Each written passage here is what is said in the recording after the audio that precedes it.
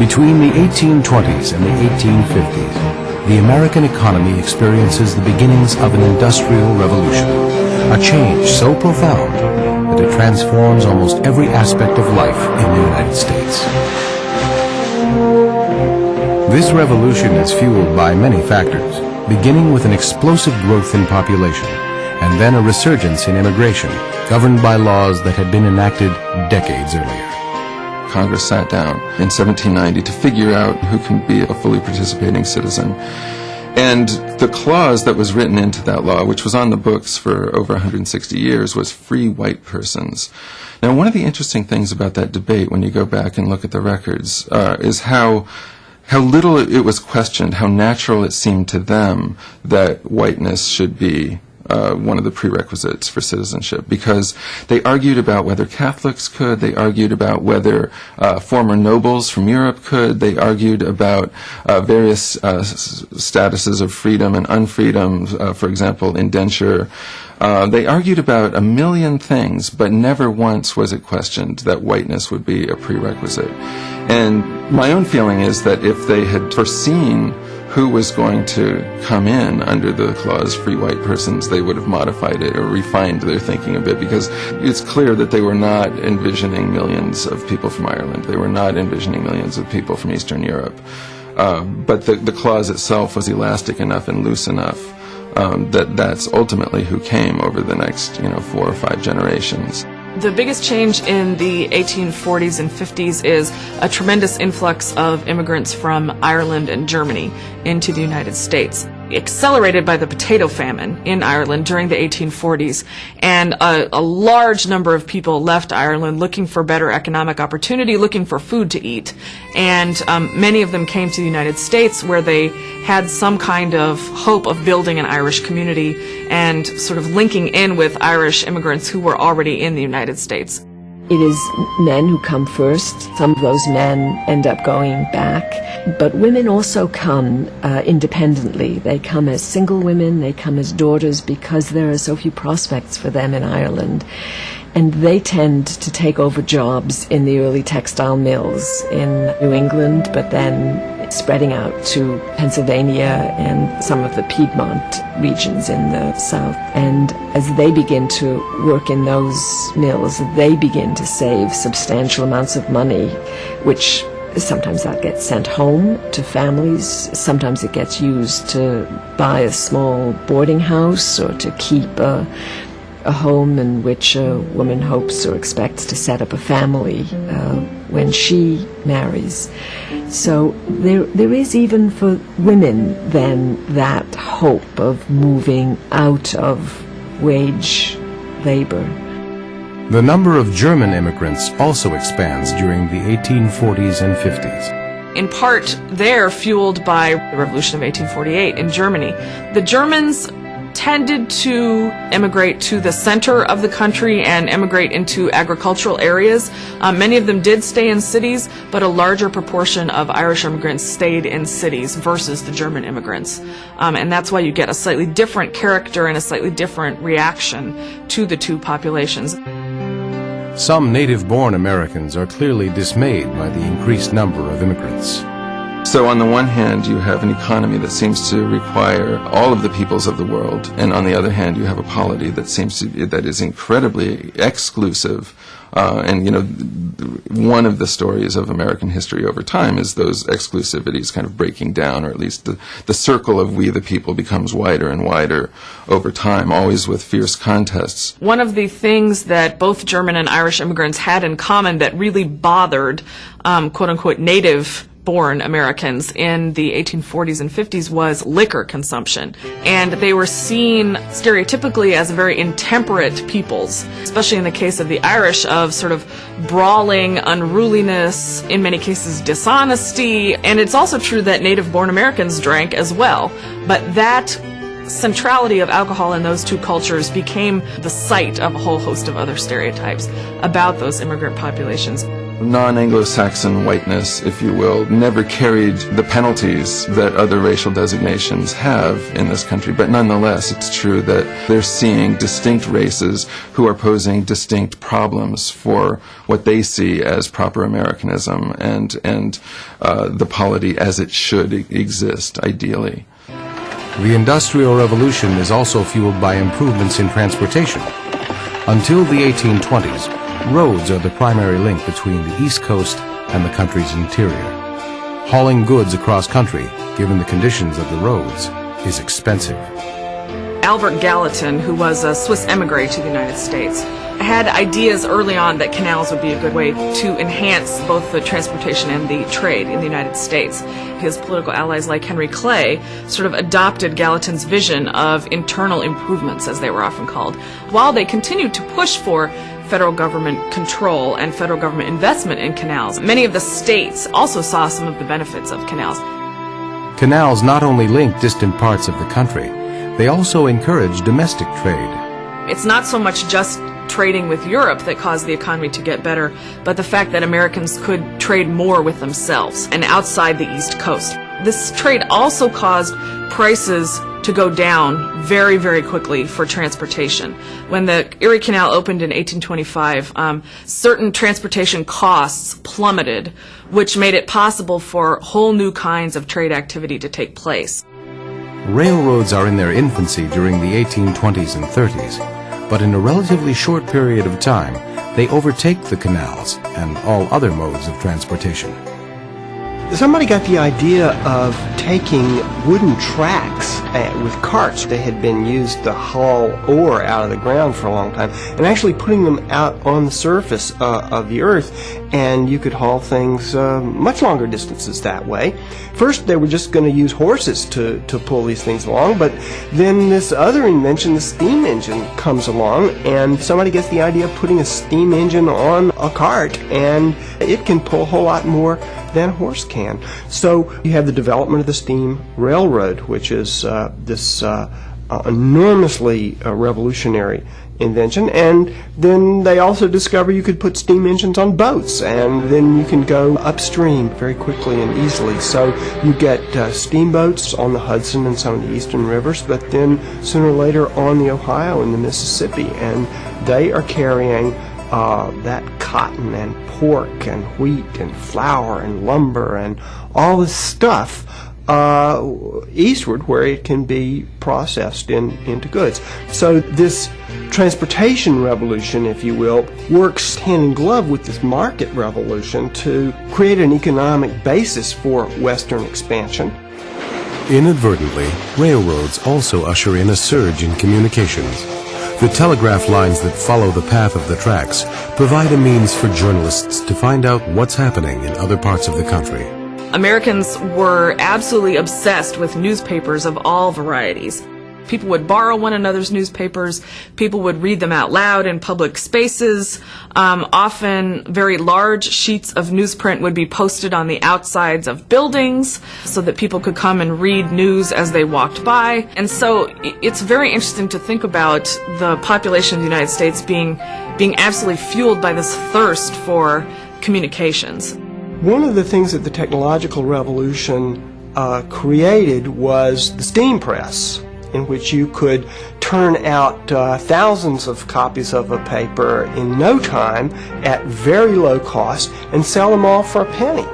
And so the idea of creating a penny press to appeal to the urban masses was irresistible, especially when you figured out how to fill up these newspapers, not with long, dry treatises about constitutional issues, but gripping stories about murder and mayhem and, you know, all this kind of stuff that everybody loves to read about. And using the cheap newspaper, both Democrat and Whig editors were able to reach out and influence a much wider public than they ever had before. And then, of course, they become hungry for news, and they start sending reporters out to gather up stories, subscribing to the Telegraph so that they could transmit information like, what's the price of cotton doing in this distant market? All those kinds of things become an increasingly important part of daily life and of political life. Many people think that newspapers had a lot to do with Americans really feeling like Americans. They could read the news, they could feel a sense of a common cause with people elsewhere in the country who they might not ever meet or have anything in common with, and communication was very important for that. Economically, the North and the South are following quite different paths in the first half of the 19th century. The North became industrialized, the South remained agricultural. That's how people understand the key economic difference between these two regions. And the reasons go deep. One of the reasons has to do with a relatively even distribution of settlement among families in the North, and there was lots of water courses for water power.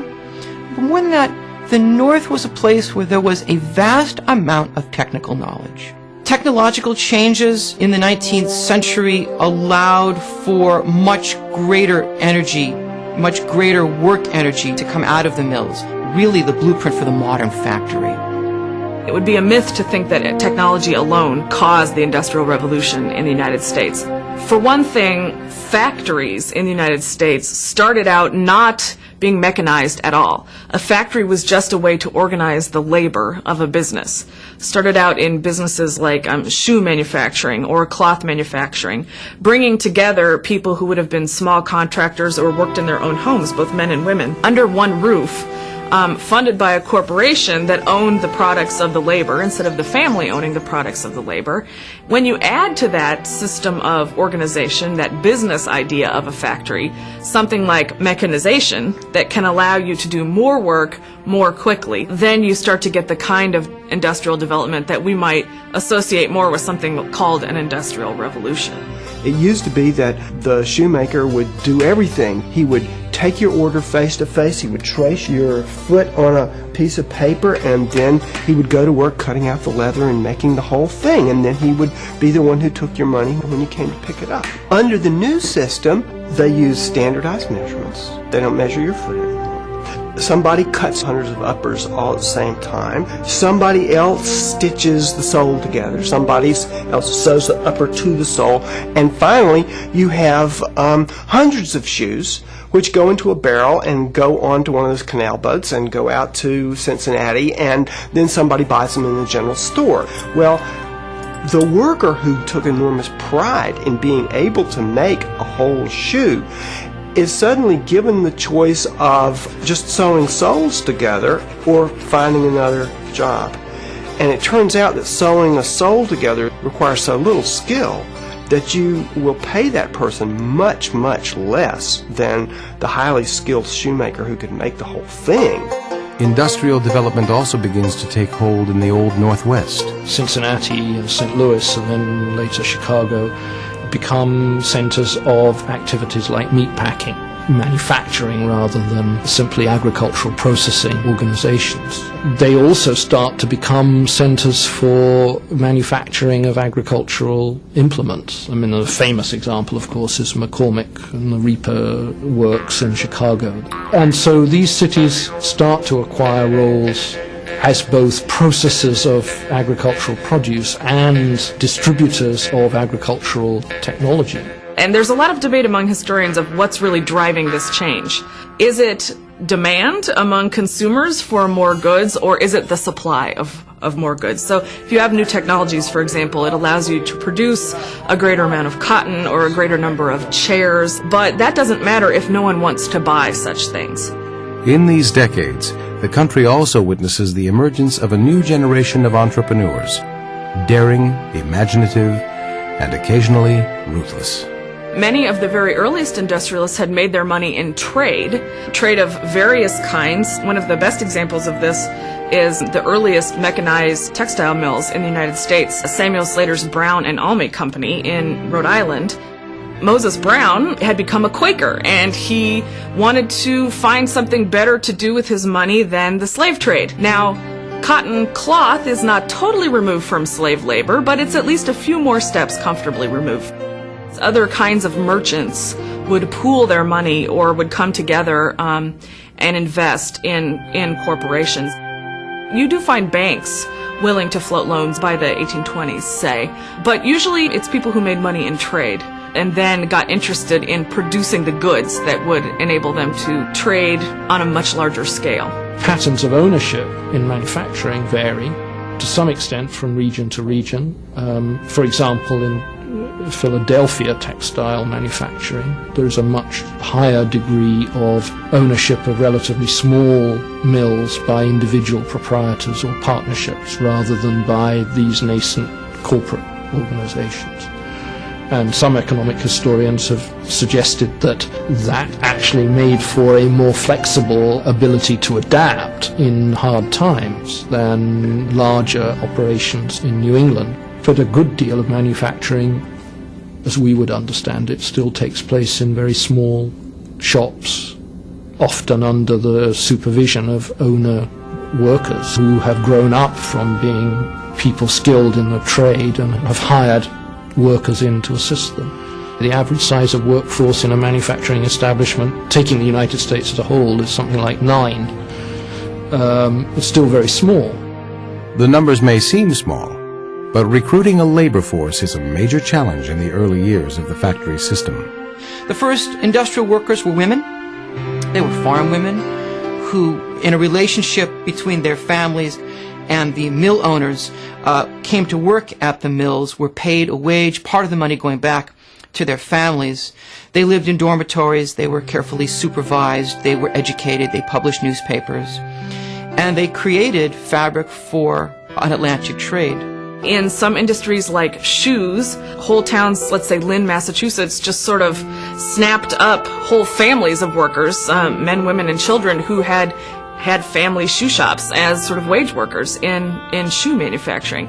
In other industries, the workers were more specialized. Farm girls would be hired to work in the cloth production side of the factory. Children might be hired to do some kinds of manual labor, and men would basically be hired to take care of the machines. By and large, the Industrial Revolution dramatically alters the kinds of choices that women have in a way that I think is somewhat different from men who've always had some of those choices, that is, who've been apprenticed into trades and crafts, who've tended to leave home earlier to learn a trade or to earn a living or to go out west or to set up their own family farms, for whom economic independence has in some sense been assumed, whether it could happen or not. It's the Industrial Revolution that makes that a possibility for women, and lots of women take advantage of it. Many are hurt by it. The increasing rate of immigration in the mid-19th century provides many of the workers the nation needs. Immigrants, especially Irish immigrants, came into urban environments and in many places took over the low-paying, low-skilled jobs that might have been seen as temporary prior to this. And the men going to work on canals, the women going to work in the textile factories or as domestics in other people's houses, but then of course encompasses many other groups, and each group in turn, as it comes, moves into whatever the process is that's happening at that point. The transition from the old country, or the farm in the case of native-born workers, is often difficult. Work is often highly seasonal. And whether you're working in construction or on the docks, the actual amount of work and when it is available can depend very much on things that are completely beyond your control. You know, is the port open or is it blocked by ice? And one of the attractions, in some cases, of factory work is that it is potentially more stable because employers have all this money invested in a lot of equipment. They don't want to have it sitting idle. The Lowell mill girls, for example, work from sunup to sundown, whenever sunup to sundown is. But sunup to sundown is a sort of normal day's work, and a woman who got to the factory 5 minutes after sunup might be docked an entire day's pay, even though she would be required to work for that day. The working conditions in some industries are not only hard, but dangerous. A lot of workers in the cotton mills in Lowell, Massachusetts reported that their noses bled all day from the exposure to cotton, or they would have hacking coughs from the cotton fiber. It was possible for people to get caught in the machinery quite easily in 19th century factories. A young woman who might be hired to a textile mill to work 2 power looms back to back in one period may, a few years later, being asked to work 4. Now the looms may be improved, and so it may be possible for her to do her job, but the pace of work has been increased, the intensity of work has been raised, and it's a harder job to do. The industrialization process, in some sense, relies on the capacity of investors, of businessmen, to extract from workers more profits than the workers themselves can earn. The result is that those early days of industrialization are necessarily painful. Wages are too low for both men and women, except at the most highly skilled level. So the result is that the industrialization process creates a poor, underprivileged, exploited, if you like, working class who live under very poor conditions, who are almost inevitably malnourished, who have very little leisure time, and very little time to think or educate themselves. By the middle of the 19th century, the growing patterns of emigration from Europe are starting to solve the United States labor shortage. For skilled workers of many kinds, there are distinct wage advantages to being in the United States. But for unskilled workers, it's not clear that you're necessarily better off in Pittsburgh, for example, than in Sheffield, or in a metalworking area in the United States than in Birmingham. Some artisans make a successful transition into small-scale industry, but others find themselves unable to compete with new factory-made goods that can be sold for a fraction of what they need to charge. If you're a shoemaker, your profession has been destroyed. The liberty that you thought you were going to get out of the American Revolution is gone. You're going to feel robbed. You're going to feel like somehow this market revolution has taken your life and just kind of shredded it up.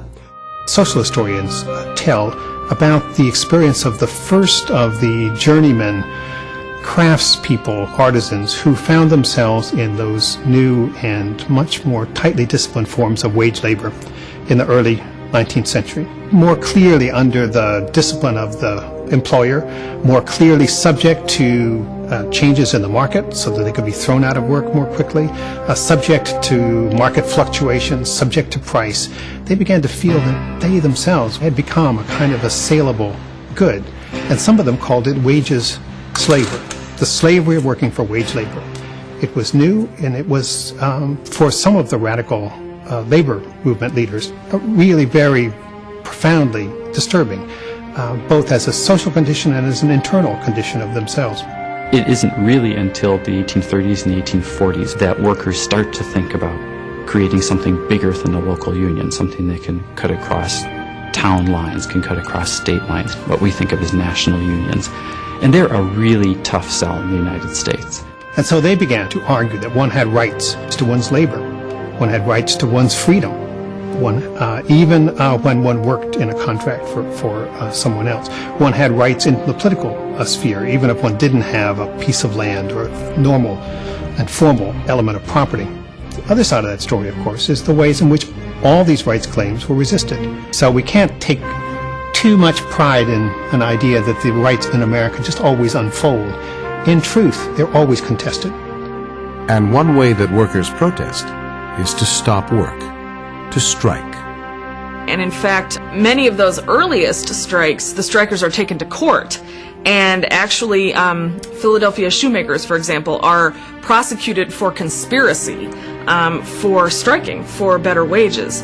That kind of prosecution of strikers is lessened by, say, the 1830s. But the reaction is still fairly strong, and I would say that strikes are not something that owners come to expect, or really on any large scale until later. Until a famous law case in Massachusetts in 1842, Commonwealth versus Hunt, there is no legal recognition of trade union as a recognized body. And the precariousness of labor organization is also revealed by the difficulty of sustaining organizations during economic slumps. As the first half of the 19th century draws to a close, the agrarian economy that marked the early 1800s has been transformed.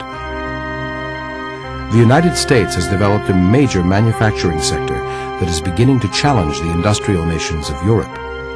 Even farming has taken on a market perspective. And although the changes spawned by the Industrial Revolution are far from complete, America's future course is irrevocably set in motion.